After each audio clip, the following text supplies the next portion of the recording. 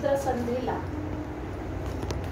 या ठिकाणी स्वपरिवर्तन आणि नवीन वर्षाचा संकल्प हा विषय आहे आज आपल्या मित्रसंधीचा।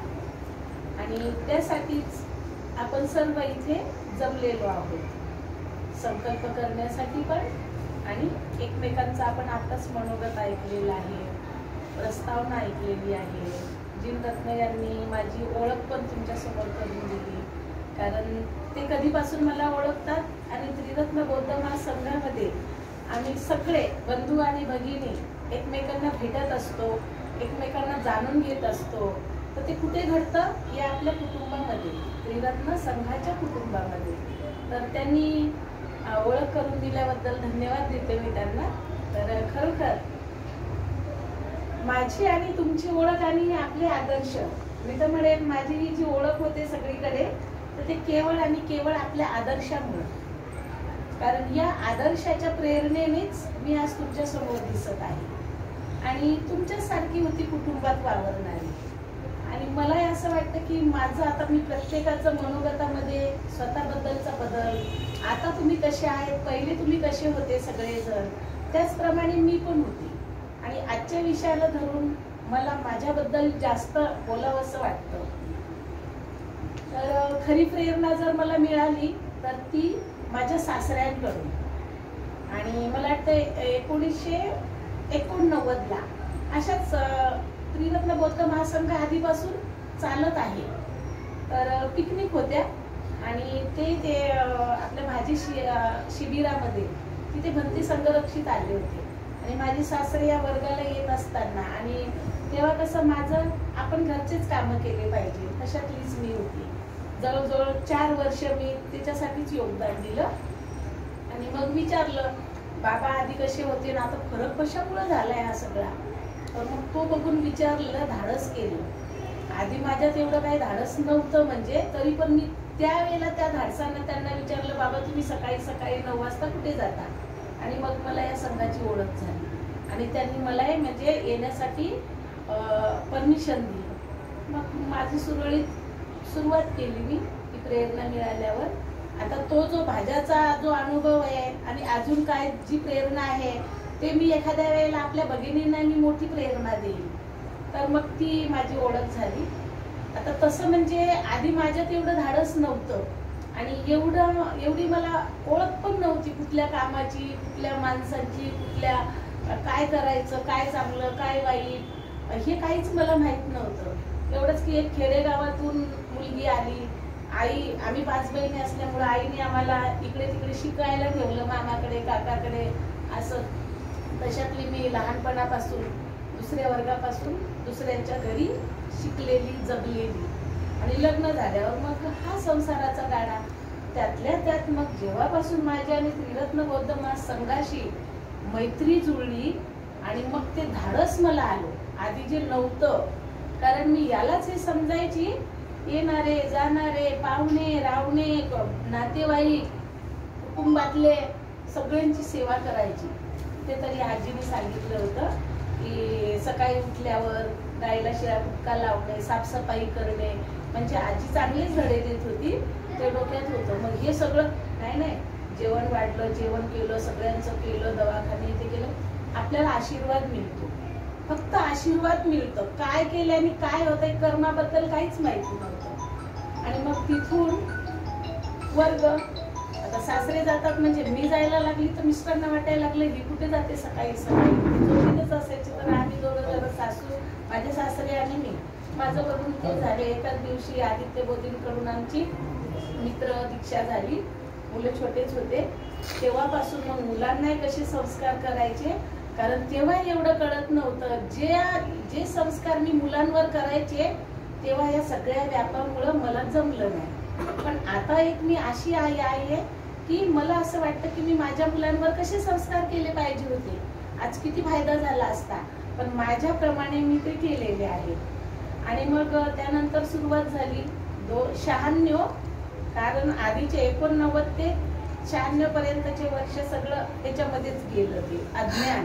आणि नंतर मग वर्गामुळे मी सज्ञानी झाली आणि मग मला कळायला लागलं जो काही आळसपणा होता, कामच करायचे, खायचे, प्यायचे, असला वेळ लावायचा. आणि मग तो आळस पण गेला.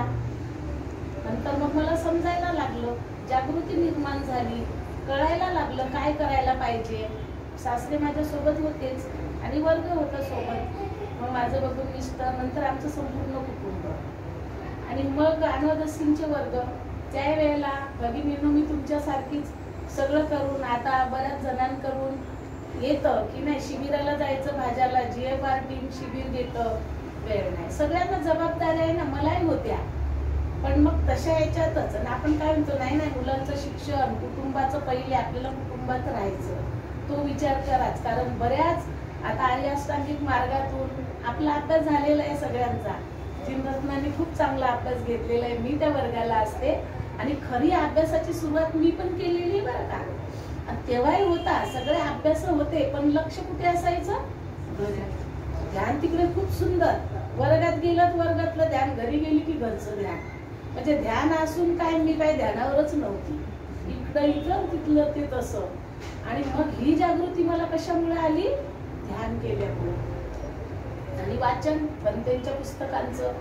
सुरुवातीला ते भंतेंना बघायचं तर आता असं एक होतं की घरातल्या सुनेला मी बाहेर जाऊच देणार नाही, हा सगळ्यात पहिला प्रश्न होता माझ्या सासऱ्यांचा. पण त्रिरत्न बौद्ध महासंघाच्या ब्रह्मचार्यांमुळं माझ्या सासऱ्यांशी भेटून त्यांनी मला ही परमिशन दिली वर्गाला येण्याची. आणि मग मी मित्र झाल्यावर मग जायची मी शिबिराला वगैरे. थकलेलीच असायची, काहीच हरकत नाही. तुमचे 3 वर्ष जाऊ द्या, 2 वर्ष जाऊ द्या, 6 वर्ष जाऊ द्या, पण सातत्य ठेवायचं. आणि आता मी चांगल्या गोष्टी ऐकल्या इथे तुमच्याकडून, की तुमचे संकल्प पण ऐकले आपल्या 4 सेंटरचे मिळून. मला चांगलं वाटलं की अरे वा, यांच्यात लवकर बदल होतो. मला खूप वर्ष लागली. विचार करा ना, 1996 ला संघाचा संपर्कात आली, 2004 ला विनंती केली आणि 2015 ला मी ब्रह्मचारिणी झाली. पण 15च्या नंतर काय मी थांबलेली नाहीये. त्याच्या आधी पण मित्र असताना पण सांगितल्याप्रमाणे इथे काय, ठाण्याला काय, सारखंच. आणि ज्या ज्या गोष्टी बोलल्या त्या सगळ्या गोष्टीमध्ये मला यश येतं आणि जय होतो. आणि तो जय मिळवण्यासाठी मी माझ्या मनाची तयारी तेवढीच केली. मी बोलली ना आधी, मी आळशी होती, धाडस नव्हतं. पण धाडस, आळसपणा गेला, सुसंस्कृत बनली, ध्यानी बनली, एकाग्र मन माझं आता होतंय. काय करायचं, काय योग्य, काय बरोबर नाही, चुकीचं काय, सगळं मला त्रिरत्न बौद्ध महासंघामधून शिकले मी. आणि तो अभ्यास, आता आपण म्हटलं की बुद्ध आदर्श आहेत, बाबासाहेब आदर्श आहेत, भंते संघरक्षित आदर्श आहेत. बुद्धांना नाही पाहिलं, बाबासाहेबांना नाही पाहिलं, पण त्यांची पुस्तकं वाचतो ना आपण, त्यांचीच प्रेरणा घेतो. आणि भंतेंना तर मी केव्हाही पाहिलं, लपून होई काय पाहिलं, 2-3 शिव्या सासऱ्याच्या खाल्ल्या, पण गेलीच सोडून. आणि तेव्हा मस्त चुपचाप जाऊन पुढे उभी राहिली. हे शोधतात, तेव्हा मी बारीक होती, त्यामुळे मी छान भंतेचं ते अनाउन्समेंट आणि भंतेंना पाहिलं. आणि काय माहिती नाही, फुलं काय सगळ्यांच्या हातात आधी दिलेले होते, पण मी वेळेवर गेली ना आणि लपून लगे पुढे उभी राहिली. मी वंदन केलं त्यांना. आणि तो ध्येय, ते सगळं, ती मूर्ती माझ्या आजही लक्षात आहे. आणि 2016ला लंडन मध्ये पाहिलं, तेव्हाच पण म्हणजे सगळ्यांनी सांगितलं आधीच भंते येतील, फक्त फोटो काढायचा, त्यांच्याकडे बघायचंही नाही जास्त वेळ. आम्ही हो रत्नश्रीला सांगितलं, हो आम्ही नाही बघणार, नाही जास्त जेबीन करणार. पण जसे भंते बसले आणि आम्ही सगळ्या बसलो, बाजूला फोटो काढायचं तेव्हा बाजूला सगळ्या जणी भंतेने किती सुंदर जयभीम केला.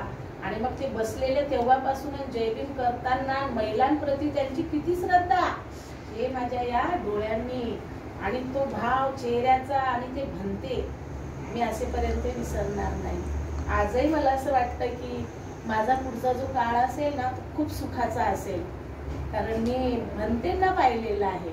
आणि भंतेंच्या या त्रिरत्न बौद्ध महासंघाच्या संपूर्ण म्हणजे काय म्हणतात ना, बदल तर थोडा झाला आणि केला थोडा. आधी मी कशी होती आशा जाधव, आज जयप्रिया म्हणून मी आज कशी आहे, ती केवळ आणि केवळ त्रिरत्न बौद्ध महासंघाच्या शिबिरामुळं, वर्गामुळं आज तर मी प्रेमातच पडलेली आहे. कारण 7ही दिवस माझे कसे जातात एखाद्या विचारा, मला संपर्क घ्या माझा, सांगेन मी. आणि कसं वाटतं, किती छान वाटतं.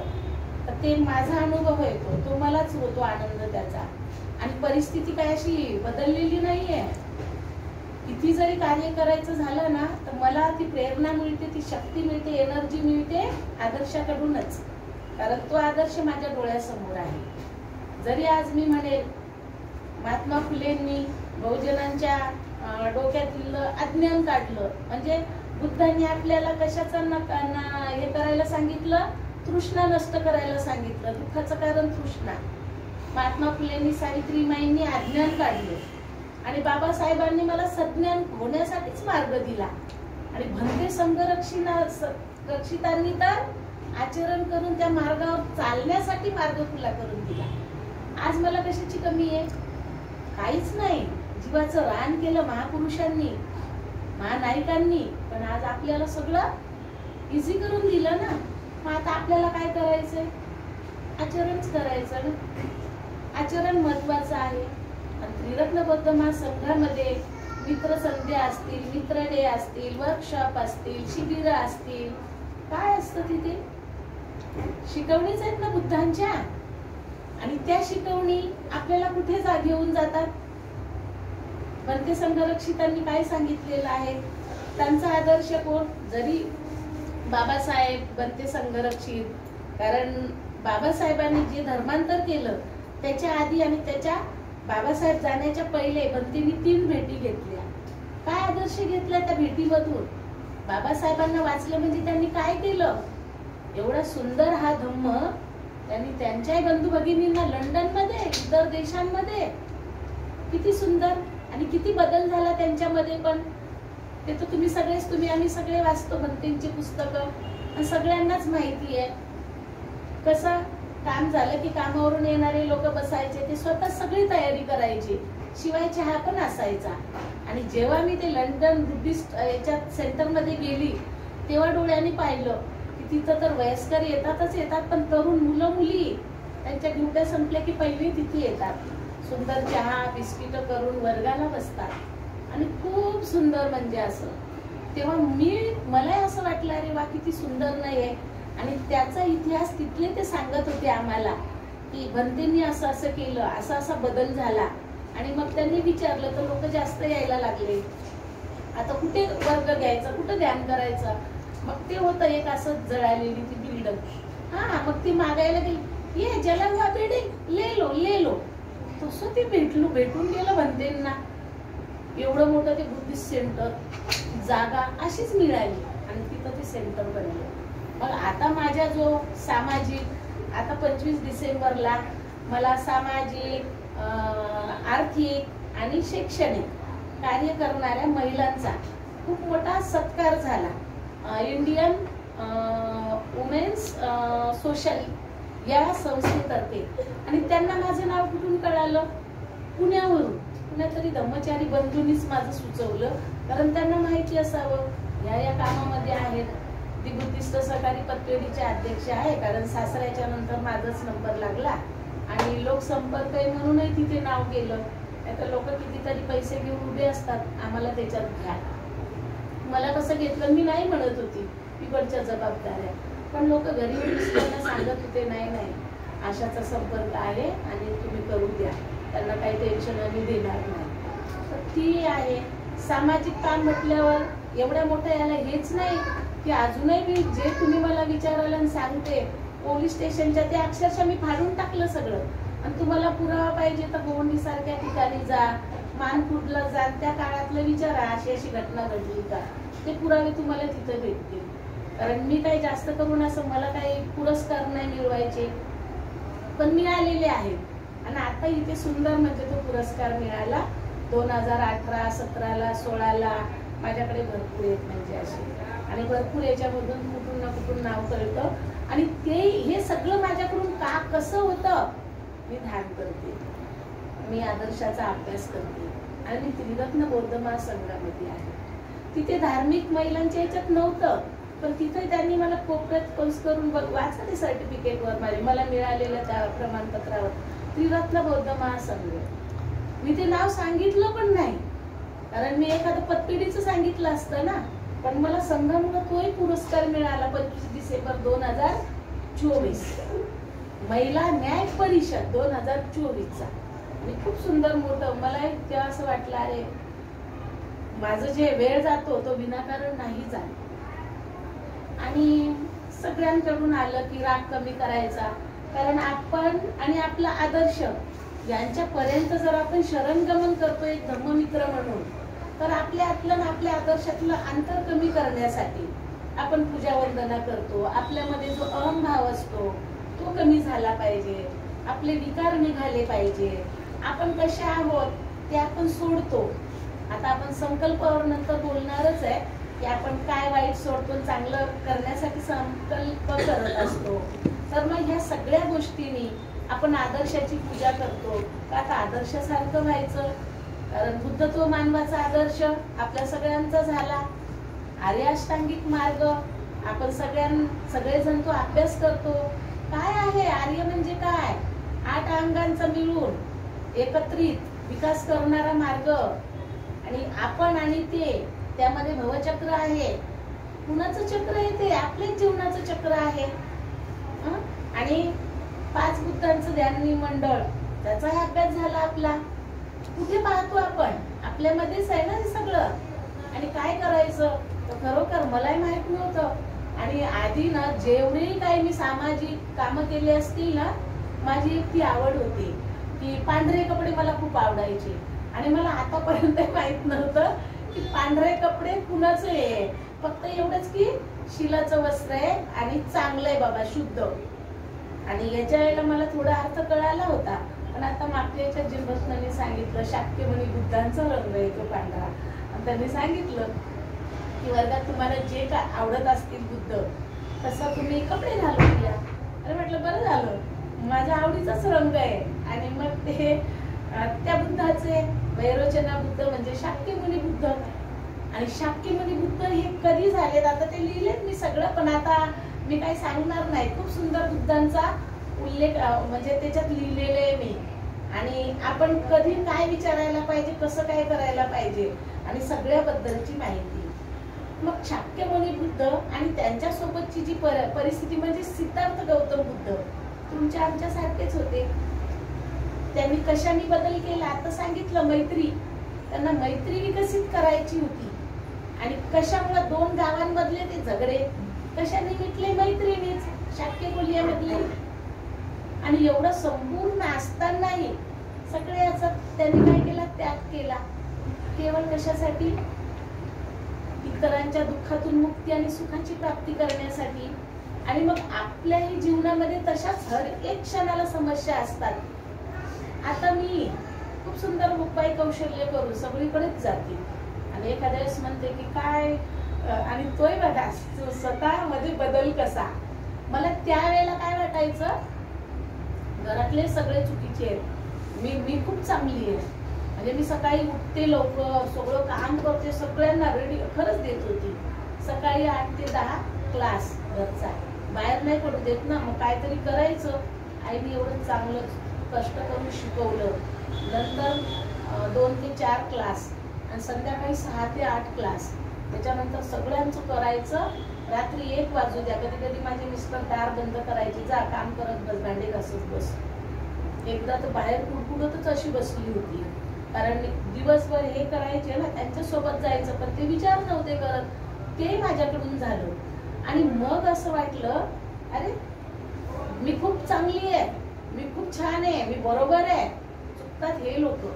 आणि हेच म्हणजे यांनाच आता त्या दुःखाचं भोगावं लागणार आहे अशा वागण्याचं माझ्या मनाला वाटायचं. इव्हन भाज्याची शिबिरं, मित्राची शिबिरं करत असेपर्यंत मी तिथे ज्ञानेश्वरींना, सगळ्या भगिनींना सांगायचे, बघा ना सगळं करते इकडे येईपर्यंतही. आणि हे लोक असे. पण नंतर जेव्हा जेव्हा सखोल ध्यानामध्ये जात गेली तेव्हा माझी मला कळायला लागली, अरे नाही बदला. आता कोणीतरी बोललं, मला स्वतः बदल केला मी आहे. मी त्या भगिनीच्याही संपर्कात आहे आणि बरंच आम्ही बोलतो बरं. मी ते समोर येऊन बोलते, सांगते म्हणून मी आजही खूप छान आहे असं काहीच नाहीये. कधी कधी बोलत असते जिनरत्नांना, अनंत मित्रांना, मुगदित्यांना या घरी म्हणून. कारण बदल आपण खरं स्वतःमध्येच करू शकतो, समोरच्या मध्ये नाही. पण आपल्यामधला जो आदर्श दिसतो ना त्यांना, हळूहळू त्याच्यावरून ते खरंच बदलत असतात. आणि आज माझ्या घरातला बदल तसाच आहे. वेळ प्रसंगी म्हणजे आज चांगलं, आज भांडण जरी झालं ना, उद्या लगेच चांगला एक दिवस येतो आणि चांगलं असतं. त्याच्यावरून म्हणते अरे नाही, बदल होतो. आणि मग एखाद्या वेळेला काय होतं असं तसं बोललं. आता 25 तारखेला आहे, 1-2 फुलं सकाळी माझ्यावर पडले तरी पण मी गेली त्या कार्यक्रमाला. सुंदर फुलं होते ते, मी ते झेलत नाही, माझं लक्ष कार्यक्रमाकडे असतं. आणि मग कधी कधी होतात. मागच्या 25 डिसेंबरला तर मी मारच खाल्ला होता, पण मी अजूनही कुणाला नाही सांगितलं. कारण मला माहिती आहे ना माझं कुटुंब, माझे मिस्टर, आता तर आम्ही दोघेच असतो आणि सून आणि मुलगा पण आहे, जवळच आहे, ते येतात जातात. पण म्हणजे कसं आपल्याला खास म्हणजे मी तुम्हाला या गोष्टी का सांगितल्या की प्रत्येक माझी भगिनी या समस्येमध्ये आहे. कुणाला असं वाटतं नाही माझ्या सोबत आहे हे दुःख, मलाच का. आपण शिकतोय ते अनित्यता, अनित्यतेचा बोध पुस्तकात वाचतो, वर्गात होतं, पण जेव्हा घडतं ना ते वेगळंच काही असतं. आता आपल्या आता माझ्यासारखा प्रकार आपल्या अमुक सागर आणि सुषमा आहे. मी अजून भेटायला नाही गेली. आता एक भगिनी मला बोलली, आम्हाला वाटलं ते तिकडच इतका खेळला, पण आता इकडे आले. असं वाटतं की कसं समजव, पण मी म्हणते नाही मी छान समजवेल तिला. जाऊ द्या, मोकळं होऊ द्या. मी रडली नाही, मोकळी नाही झाली, मला खूप त्रास झाला नंतर. शेवटी आसक्ती असते ना आपली मुलाची, त्या गोष्टी एवढ्या सोप्याही नाहीयेत. पण कार्य करत राहायचं. आजारी असू द्या, काही असू द्या, आपलं कार्य करणं आणि धर्माच्या सोबत चालणं आपलं काम आहे. इकडे येताना मी चंद्रमणीचा मित्र आहे, एकुलता एक, वडील नाही, आई आणि बहीण. त्याला लॉकडाऊनच्या नंतर जो तो डिप्रेशन मध्ये गेला आणि ब्रेन हॅमरेज झालं, तेव्हापासून तर आजपर्यंत परवाला त्याची ती काढून ठेवलेली खोपडी लावली, तर ती नाही लावता आली, दुसरी लावली. काही संपर्कात होती, त्याला भेटल्याच्या नंतर गाई पुढे आली. म्हणजे असं काम करावं लागतं, असा बदल आपल्यात करावा लागतो. मी खूप बदल केला आणि आजही म्हणजे मला करावा लागतो बदल, आणि तो होतो. कारण आपण बुद्धांचा आदर्श घेऊन त्यांच्या गुणाचा आपल्यामध्ये उतरवतो. त्यांच्यात काय गुण होते? सिद्धार्थ गौतम, मैत्री, करुणा, वीर्य, प्रज्ञा. आपल्यात पण आहे ना, आहे की नाही? चांगलं जर ध्यान केलं तर तुम्हाला कळेल. ते खरं ध्यान आत्ता करते मी, नाही तर आधी काय नाही. इथे करत होती सगळ्या वर्गात, पण घरी गेली की तेच ध्यान कामाचं. आणि आता तर रात्र जरी लागली तरी मी माझं काम पूर्ण केल्याशिवाय मी झोपत नाही. तेव्हा माझे मिस्टर रागारागाने लाईट बंद करतात. मी म्हणते ठीक आहे करा. मोबाईल मध्ये काय असलं ते वाचायचं, नाही झोप आली तर कशाला नुसतंच करायचं. कधी कधी होतात अशा गोष्टी काही, त्याच्यावर एक मात आपण यानेच करतो. आणि धम्माच्या या गुणामुळं आणि माझा जो स्वभाव बनला ना त्याच्यामुळं मला खूप चांगल्या गोष्टी मिळालेल्या आहेत. आणि त्या चांगल्या त्या गुणामुळं आता बंदी संरक्षितांनी आपल्याला 4 संग्रही वस्तू आहे ना, त्याच्यामध्ये बघा ना किती सुंदर आहे. पहिली संग्रह वस्तू काय आहे, दुसरी मला वाटते प्रिय वाचा आहे, तिसरी सगळे आपल्या संदर्भातच आहे. आणि त्या प्रिय वाचेमुळं जी ती संग्रह वस्तू ना, त्याचा मला वाटतं ज्ञानेश्वरींनी आमची परिषद घेतली होती लातूरला, आणि तेव्हा माझ्या भावाचा ते कुत्र्याच्या किलोटीत ते पडला गाडीवरून, खूप मोठा ऍक्सिडेंट झाला. पण तेव्हा मग मी सगळं विचारपूस केलं, ज्ञानेश्वरींनी मला समजवलं काय भगिनी काय झालं की तिथून निघून येतात. आता संघाराममधून साध्या काय याच्यासाठी त्या निघून आल्या, पण त्या ज्ञानेश्वरींनी मला सांगितल्यावर मी विचार केला आणि म्हटलं आहे ना, डॉक्टर आहे, माझे मिस्टर आहे, सगळे, त्याची बायको आहे, कशासाठी जाऊ, मी जाऊन काय करणार आहे. आणि मग त्या प्रिय वाचेमुळं तेव्हापासून म्हणजे मी थोडं माझ्यात बदल होत गेला. आणि आता म्हटल्याप्रमाणे की मी या धम्माच्या प्रेमातच पडलेली आहे शेवटपर्यंत. धम्म, त्रिरत्न, भक्ती संघरक्षित, बाबासाहेब, बुद्ध आणि तुम्ही, आम्ही सगळे, आपलं कुटुंब, हेच माझं कुटुंब असणार आहे. तर ही प्रेरणा मला असं वाटतं की प्रत्येक भगिनीने आपापल्या कुटुंबानुसार, आपापल्या घरातील वातावरणानुसार बदल करा. कुणालाच बदलवू नका. आज आपण बोलतोय, उद्याचं माहित नाही. आणि बुद्ध म्हणतात जेही काही तुमचे भौतिक सुख आहे ते सगळे इथेच राहणार आहे. तुमच्यासोबत तुम्ही तुमच्या कर्माचा स्वामी आहात. तुमच्यासोबत काय येणार आहे ती स्थिती.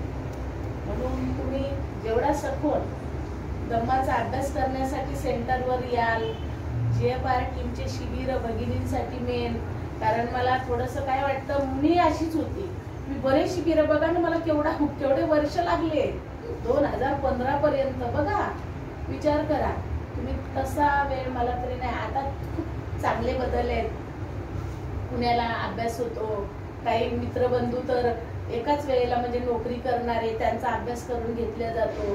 तुमच्या वेळेप्रमाणे धम्मामध्ये बदल झालेले आहेत की तुम्ही कसा अभ्यास करू शकता. नोकरी करणारे असतील, घरी राहणाऱ्या गृहिणी असतील, तसा. तर मला असं वाटतं तुम्हाला जर याचा अनुभव घ्यायचा असेल तर तुम्ही खरोखर धम्माच्या जास्त सानिध्यात राहा आणि आदर्शापर्यंत जाण्यासाठी ते आदर्श जेवढं कमी करता येईल आणि त्यांचे गुण तुमच्यात उतरवून. कारण सिद्धार्थ गौतमाने त्यांच्यामध्ये असलेल्या सुप्त गुणांचा संपूर्ण परिपूर्ण विकास केला. म्हणजे मैत्रीचा, करुणेचा. मैत्री तर स्थायी भावच आहे, करुणेचा. आणि मग बघा तुम्ही कशी भरारी घेऊ शकता. तुम्हाला कुठेच बाधा येणार नाही. आधी यांनी सांगितलं त्या कॅन्सर पेशंटसाठी भाड्याने. मी म्हटलं काय भाडं असेल ते द्या. मिस्टरांना म्हटलं मुलाचं लग्न लॉकडाऊन मध्ये केला खर्च तर काय होत आहे. मी नाही का घरचे सगळे कामं करत, कारण मी खूप केलेलं आहे घरी. माझ्या नंदांना, यांना, त्यांना. आणि ज्यांनी असंही मी म्हणणार नाही की जे कोणी आपल्यासाठी वाईट भावना आहे त्यांचं बरं नाही होत. मग मी म्हटलं वाईट गुण ते माझं अज्ञान होतं की मी खूप चांगली, मी सगळं करते, मी सगळ्यांना मदत आणि सगळ्यांचं केलं म्हणजे आशीर्वाद. पण आता मी काय शिकली, माझं कर्म. मी जे करेल ते माझ्या सोबत असेल.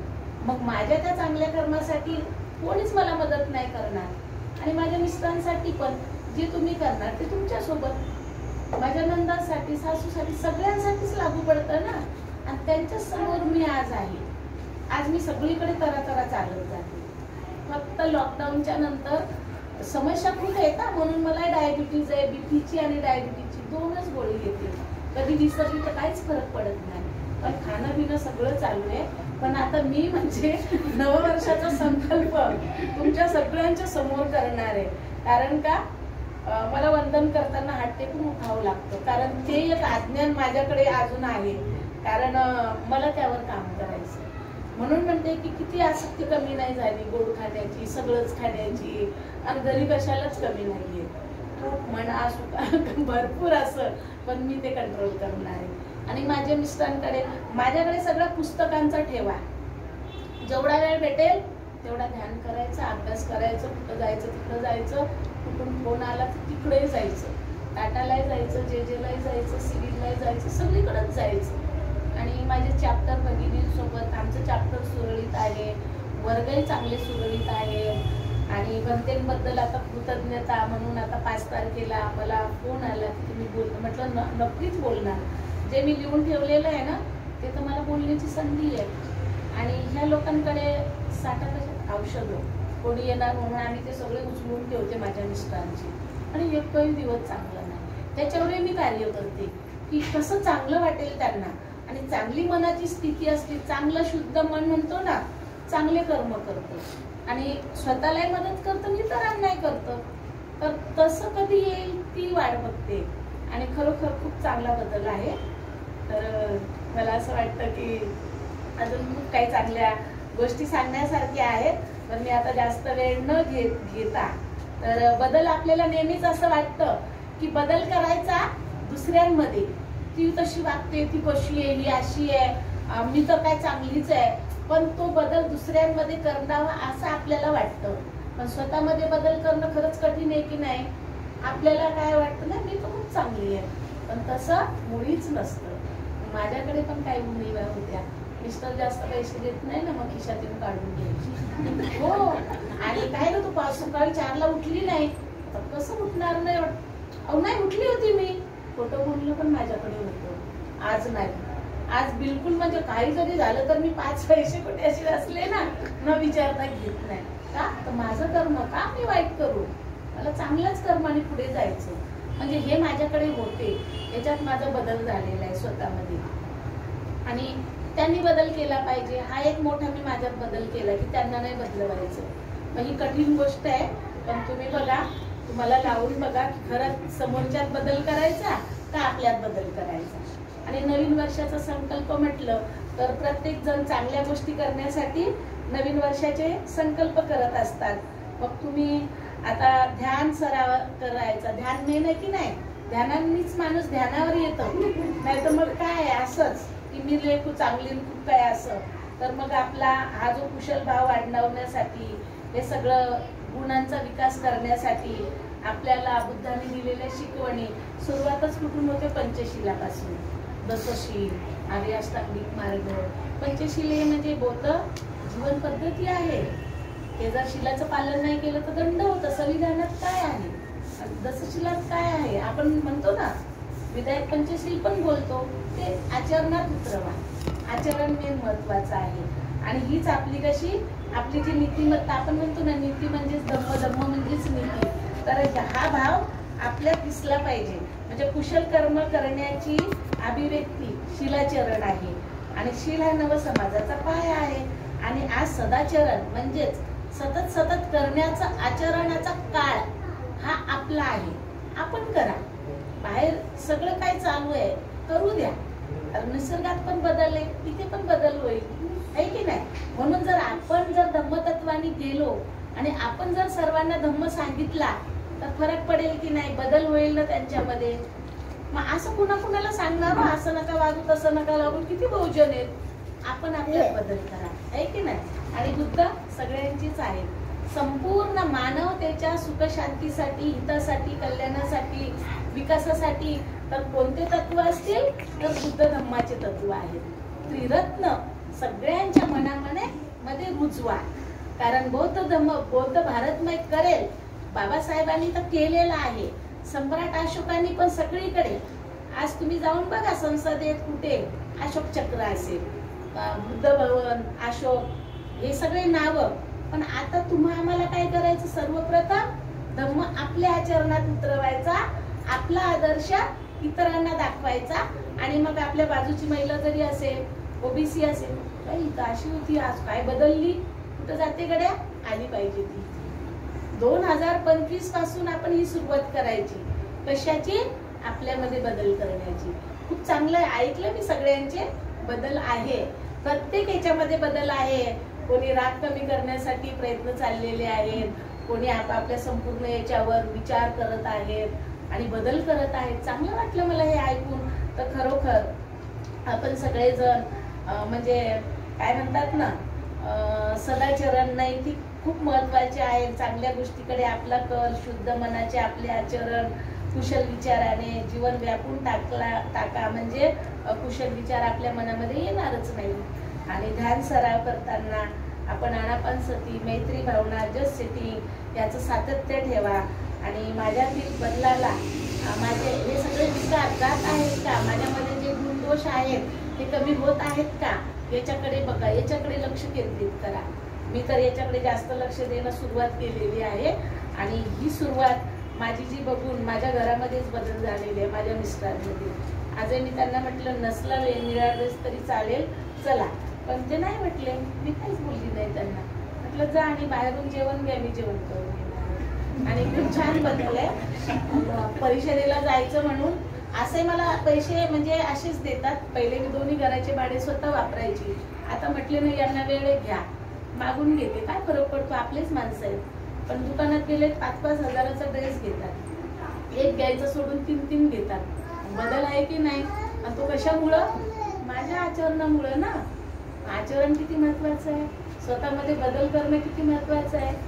मग आजच्या या स्वपरिवर्तन, माझं झालेलं परिवर्तन मी तुम्हाला सांगितलं.